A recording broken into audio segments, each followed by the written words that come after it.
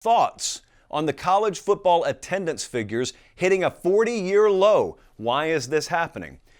So these are realities in college football, and it's not just college football, but that's our world here. So let's just keep it within the context of college football. Crowds, attendance figures, they hit a 40-year low. Dennis Dodd had an expansive article on this on CBSSports.com earlier this week, depending on when you're listening.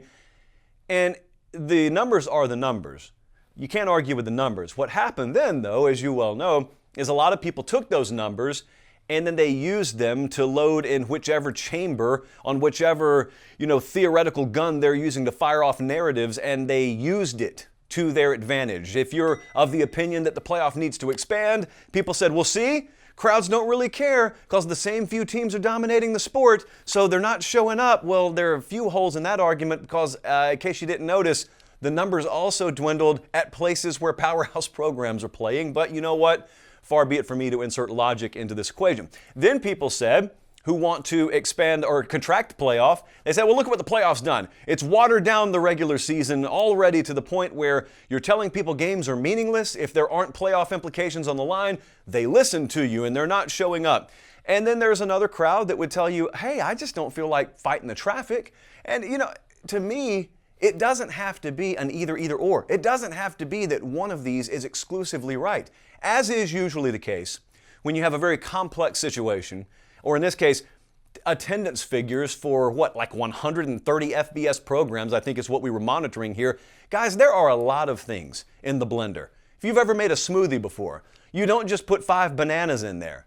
Usually you put a lot of different things, and it's this nice little concoction that you pour out and you drink it and you go on about your day. Well, in this story, I think a lot of factors are in play. Now, I cannot give you my perspective. I am blessed immensely beyond measure to the point where I get to go to these games, but I'm not going as a fan. I'm not sitting in the stands with you guys, but I talk to a ton of you. And before I did this professionally, I was in the stands with you guys. I remember thinking to myself, I don't mind fighting traffic, okay, because I got nothing else to do. But if I were a father of 3, I remember thinking this even when I was like 20 years old. If I were a father of 3, I would find it hard to justify spending the amount of money it would take to bring my family to a game and to make it the all-day affair that it would be if I had to travel any length because of what traffic is and then what the game day environment's like in some places. It's not exactly conducive to being family friendly. Now, college is a lot better about that than the NFL. You're insane if you're taking kids to NFL games. I think that's crazy. But I remember thinking that even 10 years ago.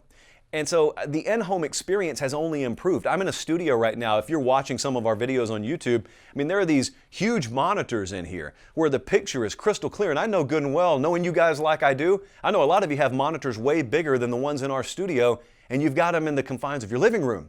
And so you get to watch those games on your living room TVs, and TVs plural, by the way. It's important to note that. So I know a lot of you just don't feel like leaving and you don't feel like going out, but I'll tell you what stands out to me as I'm at a game every week. And I think this is something that is a variable because I think this is controllable and changeable.